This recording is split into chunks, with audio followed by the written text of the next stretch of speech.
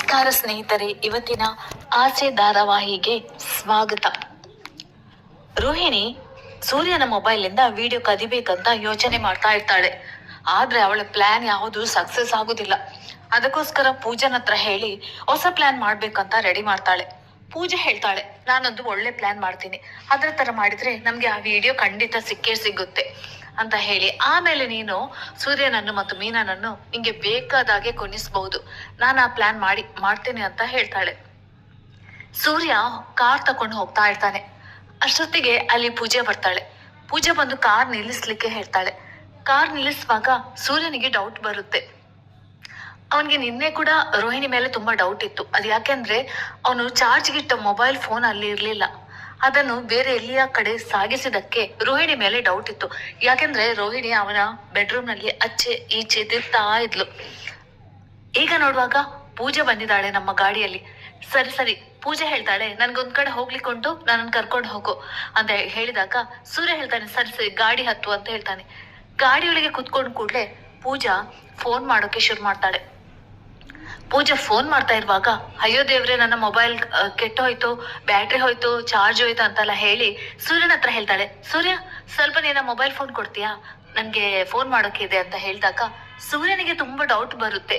ಅಲ್ಲ, ಇವ್ರು ಯಾವಾಗ ನಿನ್ನೆ ನೋಡುವಾಗ ನನ್ನ ರೋಹಿಣಿ ನನ್ನ ಮೊಬೈಲ್ ಮಿಸ್ ಮಾಡಿದ್ಲು, ಇವತ್ತು ನೋಡುವಾಗ ಈ ಪೂಜಾ ಮೊಬೈಲ್ ಅನ್ನು ತಗೊಳ್ತಾ ಇದ್ದಾಳೆ, ಪರವಾಗಿಲ್ಲ ಅಂತ ಹೇಳಿ ಸೂರ್ಯ ಮೊಬೈಲ್ ಕೊಡ್ತಾನೆ. ಸೂರ್ಯ ಮೊಬೈಲ್ ಕೊಟ್ಟಾಗ ಪೂಜಾ ಫೋನ್ ಮಾಡೋ ಬದಲು ಅದರಲ್ಲಿ ವಿಡಿಯೋವನ್ನು ಹುಡುಕೋಕೆ ಶುರು ಮಾಡ್ತಾ ಇರ್ತಾಳೆ. ಅದನ್ನು ಸೂರ್ಯ ಕನ್ನಡಿಯಲ್ಲಿ ನೋಡ್ತಾ ಇರ್ತಾನೆ. ಪೂಜನ ಹತ್ರ ಕೇಳ್ತಾಳೆ, ಏನಾಯ್ತಮ್ಮ, ಯಾಕೆ, ಏನ್ ಮಾಡ್ತಾ ಇದ್ದೀಯಾ ಮೊಬೈಲ್ ಅಲ್ಲಿ, ಫೋನ್ ಮಾಡ್ದಿಲ್ವಾ ಅಂದಾಗ, ಇಲ್ಲ ಫೋನ್ ಮಾಡ್ತಾ ಇದ್ದೇನೆ, ಅದೇ ನಂಬರ್ ನಾನು ಇದು ಮಾಡ್ತಾ ಇದ್ದೇನೆ, ಟೈಪ್ ಮಾಡ್ತಾ ಇದ್ದೇನೆ ಅಂತ ಹೇಳಿ ಫೋನ್ ಮಾಡುವಾಗೆ ನಟಿಸ್ತಾಳೆ. ಅಲ್ಲಿ ಅವಳಿಗೆ ಯಾವ ವಿಡಿಯೋನು ಸಿಗೋದಿಲ್ಲ. ಅಷ್ಟೊತ್ತಿಗೆ ಅದನ್ನು ತಗೋ ನೀನ್ ಫೋನ್ ಅಂತ ಸೂರ್ಯನಿಗೆ ವಾಪಸ್ ಕೊಡ್ತಾಳೆ. ಸೂರ್ಯ ಯೋಚಿಸ್ತಾನೆ, ಏನಪ್ಪ ಇವಳು ಒಂಥರ ವಿಚಿತ್ರ ರೀತಿ ಆಡ್ತಾ ಇದ್ದಾಳೆ ಅಲ್ಲ ಅಂತ ಯೋಚಿಸಿ, ಅರೆ ನನ್ ಮೊಬೈಲ್ಗೆ ಒಂದೇ ಒಂದು ಕಾಲ್ ಬಂದಿಲ್ಲ, ಏನಿದು ಅಂತ ಯೋಚಿಸುವಾಗ ಅದು ಸೂರ್ಯನ ಮೊಬೈಲ್ ಅಲ್ಲ, ಮೀನನ ಮೊಬೈಲ್ ಆಗಿರುತ್ತೆ. ಅದನ್ನ ನೋಡಿ, ಅಯ್ಯೋ ದೇವ್ರೆ, ಇದು ನನ್ ಮೊಬೈಲ್ ಅಲ್ಲ, ಇದು ಮೀನನ ಮೊಬೈಲ್ ಅಲ್ವಾ ಅಂತ ಯೋಚಿಸ್ತಾ ಇರ್ತಾನೆ. ಅದನ್ನು ಪೂಜನಿಗೆ ಗೊತ್ತಾಗೋಲ್ಲ. ಅವಳು ಪೂಜಾ ಈಗ ಏನ್ ಮಾಡೋದು, ಈ ವಿಡಿಯೋ ಸಿಗ್ಲಿಲ್ಲಲ್ಲ, ರೋಹಿಣಿಗೆ ಹೇಳ್ಬೇಕು ಅಂತ ಯೋಚಿಸಿ ಸೂರ್ಯನ ಹತ್ರ ಹೇಳ್ತಾಳೆ, ನಿಲ್ಲು ಅಲ್ಲಿ ಗಾಡಿ ನಿಲ್ಸು, ನಂಗೆ ಹೊರಗೆ ಹೋಗ್ಬೇಕು ಅಂದಾಗ ಸೂರ್ಯ ಹೇಳ್ತಾನೆ, ಅಲ್ಲ ನಿಂಗೆ ಇಲ್ಲಿ ಅಲ್ಲ ಸ್ಟಾಪ್ ಇದ್ದದ್ದು, ನಿನ್ಗೆ ಬೇರೆ ಕಡೆ ಅಂತ ಹೇಳಿದ್ಯಾ, ಈಗ ನೋಡುವಾಗ ಇಲ್ಲೇ ಇಳಿತಿದ್ಯಲ್ವಾ ಅಂದಾಗ, ಇರ್ಲಿ ಬಿಡು, ನಂದದ್ದು ಪ್ರೋಗ್ರಾಮ್ ಕ್ಯಾನ್ಸಲ್ ಆಯ್ತು, ನನ್ ಫೋನು ಸ್ವಿಚ್ ಆಫ್ ಆಗಿದೆ, ನಂಗೆ ಈಗ ಏನ್ ಮಾಡ್ಬೇಕಂತ ಗೊತ್ತಾಗ್ತಾ ಇಲ್ಲ, ನಾನು ಇಲ್ಲೇ ಇಳ್ದು ಮನೆಗೆ ಹೋಗ್ತೀನಿ, ಆಮೇಲೆ ನಾನು ಫೋನು ಚಾರ್ಜ್ ಮಾಡಿ ಆಮೇಲೆ ಹೋಗ್ತೀನಿ ಅಂದಾಗ ಸೂರ್ಯನಿಗೆ ಶಾಕ್ ಆಗುತ್ತೆ.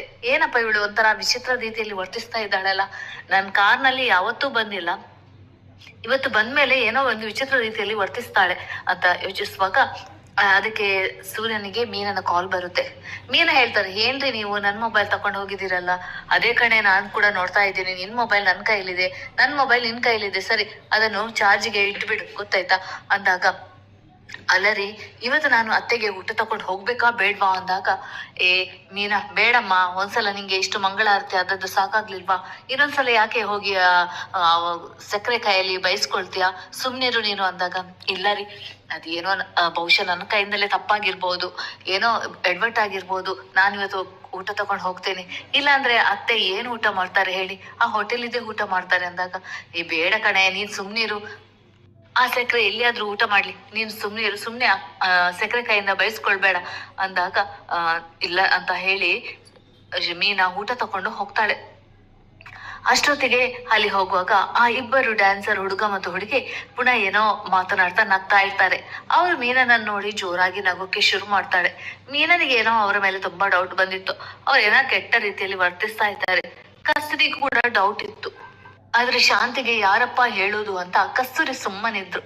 ಆದ್ರೆ ಮೀನನಿಗೆ, ನನ್ನ ಅತ್ತೆಗೆ ಈ ತರ ಆಗ್ತಾ ಇದೆಯಲ್ಲ, ಈ ತರ ಮೋಸ ಆಗ್ತಿದ್ಯಲ್ಲ, ಅದರಿಂದ ಅತ್ತೆಯನ್ನು ಬಚಾವ್ ಮಾಡ್ಬೇಕು, ನಾಳದೇನಾದ್ರೂ ಹೆಚ್ಚು ಕಮ್ಮಿ ಆದ್ರೆ, ಹುಡುಗಿ ಎಲ್ಲಿಯಾದ್ರೂ ಓಡಿ ಹೋದ್ರೆ ಆಮೇಲೆ ಕೆಟ್ಟ ಹೆಸರು ಬರೋದು ನನ್ನ ಅತ್ತೆಗೆ, ಅದಕ್ಕಿಂತ ಮೊದಲು ನಾವೇನಾದ್ರೂ ಮಾಡ್ಬೇಕು ಅಂತ ಹೇಳಿ ಮೀನಾ ನೋಡ್ತಾ ಇರ್ತಾಳೆ ಅವರನ್ನು. ಅವರಿಗೂ ಕೂಡ ಸಂಶಯ ಬರುತ್ತೆ, ಅರೆ ಇವಳಿಗೆ ನಿನ್ನೆ ಮಂಗಳಾರತಿ ಆಗಿದೆ, ಇವತ್ತು ಸಾಲದಕ್ಕೆ ಪುನಃ ಬಂದು ಬಿಟ್ಟಿದ್ದಾಳೆ. ಅದನ್ನ ನೋಡಿ ಶಾಂತಿ ಹೇಳ್ತಾಳೆ, ಏನಮ್ಮ ನಿಂಗೆ ಬರೋಕೆ ಬೇಡ ಅಂತ ಹೇಳಿದಲ್ಲ, ಪುನಃ ಯಾಕೆ ಬಂದೆ ಅಂದಗಳು. ಇಲ್ಲ ಅತ್ತೆ, ನೀವು ಊಟ ಮಾಡಿ, ನಾನು ಊಟ ತಂದಿದ್ದೀನಿ, ನೀವು ಊಟ ಮಾಡಿ, ನಾನು ಇನ್ಮೇಲೆ ನಿಮ್ ಸ್ಟೂಡೆಂಟ್ ಬಗ್ಗೆ ಏನೂ ಮಾತನಾಡುದಿಲ್ಲ ಅಂದಾಗ ಸರಿ ಸರಿ ಈಗ ಬುದ್ಧಿ ಬಂತಲ್ಲ ಅಂತ ಹೇಳಿ ಶಾಂತಿಗೆ ಕೂಡ ಖುಷಿ ಆಗುತ್ತೆ. ಹಬ್ಬ ದೇವ್ರೆ, ಮನೆ ಊಟ ಸಿಕ್ಕಿತಲ್ಲ, ನಾನು ಎಷ್ಟು ಬೈದ್ರು ಇವಳು ತಂದು ಕೊಡ್ತಾಳಲ್ಲ ಅಂದಾಗ ಕಸ್ತೂರಿ ಹೇಳ್ತಾಳೆ, ಪಾಪ ಕಣ್ಣೆ ಮೀನಾ, ನೀನು ನಿನ್ನೆ ಇಷ್ಟೊಂದು ಬೈದು ಬಿಟ್ಟಿದ್ದೆ, ಇಷ್ಟೊಂದು ಅವಮಾನ ಮಾಡಿದೆ, ಆದ್ರೂ ಕೂಡ ನೋಡು ಒಂದು ಚೂರು ತಲೆಯಲ್ಲಿ ಇಟ್ಕೊಳ್ಳಿಲ್ಲ, ಎಲ್ಲ ಮರೆತು ಬಿಟ್ಟು ಹೇಗೆ ನಿಂಗೆ ಊಟ ಎಲ್ಲ ತಂದಿದ್ದಾಳೆ, ಅದು ಕೂಡ ರುಚಿ ರುಚಿಯಾಗಿ ಬಿಸಿ ಬಿಸಿಯಾಗಿರೋ ಊಟ ತಕೊಂಡ್ ಬಂದಿದ್ದಾಳೆ ಅಂದಾಗ ಮೀನ್ ಹೇಳ್ತಾಳೆ, ಇರ್ಲಿ ಇರ್ಲಿ, ಅವಳಿಗೆ ಮತ್ತೇನ್ ಕೆಲ್ಸ ಇದೆ, ಮನೆಯಲ್ಲಂತೂ ಸುಮ್ಮನೆ ಕುತ್ಕೊಳ್ಳೋದು, ಆ ಮೊಬೈಲ್ ನೋಡ್ಕೊಂಡು ಬಿದ್ದಿರೋದು, ಅದಕ್ಕೆ ಕಾಣ್ಬೇಕು ಬಂದಿದ್ದಾಳೆ, ಇನ್ಮೇಲೆ ನನ್ನ ಸ್ಟೂಡೆಂಟ್ ಬಗ್ಗೆ ಏನಾದ್ರೂ ಕೆಟ್ಟದ್ದು ಹೇಳಿದ್ರೆ ನಾನಂತೂ ಬಿಡುದಿಲ್ಲ. ಆಗ ಮೀನ ಯೋಚಿಸ್ತಾಳೆ, ನಾನು ಈ ತರ ಹೋದ್ರೆ ಸರಿಯಾಗಿರೋಲ್ಲ, ಇವ್ರು ಏನ್ ಕೆಟ್ಟ ಕೆಲಸ ಮಾಡ್ತಾರೆ ಅಂತ ನೋಡಿಕೊಂಡು ಅದನ್ನ ವಿಡಿಯೋ ಮಾಡಿ ಆಮೇಲೆ ಅತ್ತೆಗೆ ಹೇಳ್ತೇನೆ, ಆಮೇಲೆ ಇವರ ಬಂಡವಾಳ ಹೊರಗೆ ಇಳಿತೀನಿ. ಅಲ್ಲ, ಎಷ್ಟು ಧೈರ್ಯ ಇವರಿಗೆ, ಇಲ್ಲಿ ಯಾರು ಹೇಳೋರು ಕೇಳೋರು ಇಲ್ಲ ಅಂತ ಈ ತರ ವರ್ತಿಸಿದ್ದಾರಲ್ಲ. ಅಲ್ಲ, ನಾನು ಇವರ ಟೀಚರ್ನ ಸೊಸೆ ಅಂತ ಗೊತ್ತಾದ್ಮೇಲೂ ನನ್ನ ಮೇಲೆನೆ ಗೂಬೆ ಕೂತ್ಕೊಳಿಸ್ತಾರೆ, ಎಷ್ಟೊಂದು ಚಾಲಾಕಿಯಾಗಿದ್ದಾರೆ, ಇವರಿಗೆ ಈ ತರ ಅಲ್ಲ, ಸರಿಯಾಗಿ ಬುದ್ಧಿ ಕಲಿಸ್ತೀನಿ ಅಂತ ಮೀನಾ ಯೋಚಿಸ್ತಾಳೆ. ಅದು ಶಾಂತಿ ಹೇಳ್ತಾಳೆ, ಲೇ ಮೀನಾ, ತಕೊಂಡೋಗು, ನಂದು ಊಟ ಎಲ್ಲ ಆಯ್ತು ಅಂದಾಗ ಮೀನಾ ಇನ್ನೇನೋ ಅವ್ರದ್ದು ವಿಡಿಯೋ ಮಾಡ್ಬೇಕು ಅಂತ ಯೋಚಿಸ್ತಾ ಇರುವಾಗ ಶಾಂತಿ ಕರ್ತದಕ್ಕೆ ಎಚ್ಚರಗೊಂಡು ಹೋಗ್ತಾಳೆ. ಅಷ್ಟೊತ್ತಿಗೆ ಆ ಹುಡುಗ ಮತ್ತು ಹುಡುಗಿ ಹೊರಗೆ ಕುತ್ಕೊಂಡು ಏನೋ ಮಾತನಾಡ್ತಾ ಇರ್ತಾರೆ. ಉಳಿದವರೆಲ್ಲ ಒಳಗೆ ಡ್ಯಾನ್ಸ್ ಮಾಡ್ತಾ ಇರ್ತಾರೆ. ಈಗ ಒಂದು ವಿಷಯ ಮಾಡೋಣ ಅಂತ ಹೇಳಿ ಮೀನಾ ಅವ್ರಿಗೆ ಗೊತ್ತಿಲ್ಲದಾಗೆ ಒಂದು ಫೋಟೋ ತೆಗೆದು ಬಿಡ್ತಾಳೆ. ಅದು ಕೂಡ ಸೂರ್ಯನ ಮೊಬೈಲ್ ನಲ್ಲಿ ಫೋಟೋ ತಕೊಂಡ್ ಬಂದು ನಂತರ ಮೀನಾ ಅದನ್ನು ತನ್ನ ವಾಟ್ಸಪ್ ನಲ್ಲಿ ಸೂರ್ಯನಿಗೆ ಮತ್ತು ಶ್ರುತಿಗೆ ಕಳಿಸ್ತಾಳೆ. ಶ್ರುತಿಗೆ ಅರ್ಥ ಆಗುದಿಲ್ಲ ಯಾಕಪ್ಪ ಈ ಫೋಟೋ ಬಂದಿದೆ ಅಂತ. ಸೂರ್ಯನಿಗೂ ಗೊತ್ತಾಗುತ್ತೆ. ಸೂರ್ಯನ ಮೊಬೈಲ್ ಮೀನನ ಕೈಯಲ್ಲಿ ಇರುತ್ತೆ, ಮೀನನ ಮೊಬೈಲ್ ಸೂರ್ಯನ ಕೈಯಲ್ಲಿ ಇರುತ್ತೆ. ಇಬ್ರು ಯೋಚಿಸ್ತಾರೆ, ಈಗ ನಾವು ಸಕ್ಕರೆಗೆ ಸರಿಯಾಗಿ ಪಾಠ ಕಲಿಸ್ಲೇಬೇಕು, ಇಲ್ಲದಿದ್ರೆ ಸಕ್ಕರೆ ಶಾಲೆ ಬೇಗನೆ ಬಂದಾಗುತ್ತೆ. ಆಮೇಲೆ ಸಕ್ಕರೆ ಪುನಃ ಮನೇಲಿ ಇದ್ದು ಕಿರಿಕಿರಿ ಮಾಡೋಕೆ ಶುರು ಮಾಡ್ತಾಳೆ. ಹಾಗಾಗ್ಬಾರ್ದಂದ್ರೆ ಈ ಇಬ್ರು ಸ್ಟೂಡೆಂಟ್ ಅನ್ನು ಇಲ್ಲಿಂದ ಹೊರಗೆ ಕಳಿಸ್ಬೇಕು ಅಂತ ಇಬ್ರು ಕೂಡ ಯೋಚನೆ ಮಾಡ್ತಾ ಇರ್ತಾರೆ. ಆಮೇಲೆ ಅಲ್ಲಿಂದ ಪೂಜಾ ರೋಹಿಣಿಗೆ ಫೋನ್ ಮಾಡ್ತಾಳೆ. ಅರೆ ರೋಹಿಣಿ, ಎಲ್ಲ ಹಾಳಾಯ್ತಮ್ಮ, ಎಲ್ಲ ಅಡ್ವರ್ಟ್ ಆಯ್ತು, ನನ್ನ ಫೋನು ಸ್ವಿಚ್ ಆಫ್ ಆಗ್ಲಿಲ್ಲಲ್ಲ, ಆದ್ರೂ ಕೂಡ ಅದರಿಂದ ಮೆಸೇಜ್ ಬರ್ತಾ ಇತ್ತು ನಿಂದು, ಅದೇನಾದ್ರೂ ಸೂರ್ಯನಿಗೆ ಗೊತ್ತಾಗ್ದಿದ್ರೆ ಗತಿಯೇ ಆಗ್ತಿತ್ತು. ಆಮೇಲೆ ನೀನ್ ಫೋನ್ ಸೂರ್ಯನ ಫೋನ್ ತಕೊಂಡ್ಯಾ ಅಂತ ರೋಹಿಣಿ ಕೇಳ್ತಾಳೆ. ಅಯ್ಯೋ ಫೋನ್ ತಕೊಂಡೆ, ಆದ್ರೆ ಅದ್ರಲ್ಲಿ ಯಾವ ವಿಡಿಯೋನು ಇರ್ಲೇ ಇಲ್ಲ, ನನ್ ಎಷ್ಟು ಹುಡುಕಿದೆ. ಈ ಸೂರ್ಯ ಎಷ್ಟೊಂದು ಚಾಲಾಕಿ ಆಗಿದ್ದಾನೆ ಗೊತ್ತಾ, ಅವನ್ಗೆ ನನ್ ಮೇಲೆ ಡೌಟ್ ಬಂದಿತ್ತು, ನನ್ನನ್ನು ಆಗಾಗ ಕನ್ನಡಿಯಲ್ಲಿ ನೋಡ್ತಾನೆ ಇದ್ದ, ನನ್ಗೆ ಯಾಕೋ ತುಂಬಾ ಹೆದರಿ ಬೆವರ್ತಿದ್ದೆ, ಏನಾದ್ರೂ ಸತ್ಯ ನಾನು ಬಾಯಿ ಬಿಟ್ಟು ಹೇಳ್ತಾ ಇದ್ದೀನೇನೋ ಅಂತ ಹೆದರಿಕೆ ಆಯ್ತು.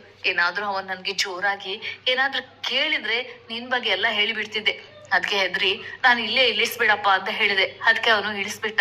ಆದ್ರೆ ರೋಹಿಣಿ, ಅವನಿಗೆ ಯಾಕೋ ನನ್ ಮೇಲೆ ಸಂಶಯ ಬಂದಿದೆ. ಇನ್ಮೇಲೆ ನೋಡು, ನಿನ್ನ ಮೇಲೆ ಒಂದು ಕಣ್ಣು ಇಟ್ಟಿರ್ತಾನೆ, ಯಾಕಂದ್ರೆ ಯಾವತ್ತು ಬರದ ನಾನು ಇವತ್ತು ಯಾಕೆ ಅವನ ಕಾರಲ್ಲಿ ಬಂದಿದೆ ಅಂತ ಅವನಿಗೆ ಅನಿಸದೇ ಇರೋದಿಲ್ಲ. ಇನ್ಮೇಲೆ ನಾನು ಅವನಿಂದ ಹೋಗಲ್ಲಮ್ಮ, ನೀನೇ ಬೇಕಾದ್ರೆ ಏನಾದ್ರೂ ಮಾಡು, ನಂಗೆ ಯಾಕೋ ತುಂಬಾ ಭಯ ಆಗುತ್ತೆ. ಅವನಿಗೆ ಒಂದ್ಸಲ ಸಂಶಯ ಬಂದ್ರೆ ಆಮೇಲೆ ಅವನು ಯಾರನ್ನು ಬಿಡುವವನಲ್ಲ. ಈಗ ಹೋಗಿ ಈ ವಿಷಯವನ್ನು ಮೀನನ ಹತ್ರ ಹೇಳ್ತಾಳೆ. ನೋಡು, ಈಗ ನಿನ್ಗೆ ಮನೆಯಲ್ಲಿ ಅವನ ಎಷ್ಟೊಂದು ತಮಾಷೆ ಮಾಡ್ತಾರೆ ಅಂದಾಗ ರೋಹಿಣಿಗೂ ಆಗುತ್ತೆ, ಅಯ್ಯೋ ದೇವ್ರೆ, ಇವಳ ಎಡವಟ್ಟಿಂದ ಈಗ ಇದೇನೋ ಆಗುತ್ತೆ, ಇವತ್ ನಾನು ಮನೆಯಲ್ಲಿ ಏನೇನೋ ಕೇಳ್ಬೇಕೋ ಆ ಸೂರ್ಯನ ಬಾಯಿಂದ ಅಂತ ಯೋಚಿಸ್ಕೊಂಡೆ ಕೂತ್ಕೊಂಡಿರ್ತಾಳೆ. ಅಲ್ಲ, ಈ ವಿಡಿಯೋ ಬೇಕೇ ಬೇಕಲ್ಲ, ಅದಕ್ಕೆ ಏನೀಗ ಮಾಡೋದು, ಬೇರೆ ಒಂದು ಹೊಸ ಐಡಿಯಾ ಮಾಡ್ಬೇಕು ಅಂತ ರೋಹಿಣಿ ಆಚೆ ಈಚೆ ತಿರ್ಗಾಡ್ಕೊಂಡು ಇರ್ತಾಳೆ. ಸ್ನೇಹಿತರೆ, ಇವತ್ತಿಗೆ ಇಲ್ಲಿನ ಸಂಚಿಕೆ ಮುಕ್ತಾಯವಾಯ್ತು. ಮತ್ತೊಂದು ಸಂಚಿಕೆಯಲ್ಲಿ ಮತ್ತೊಮ್ಮೆ ಭೇಟಿಯಾಗೋಣ.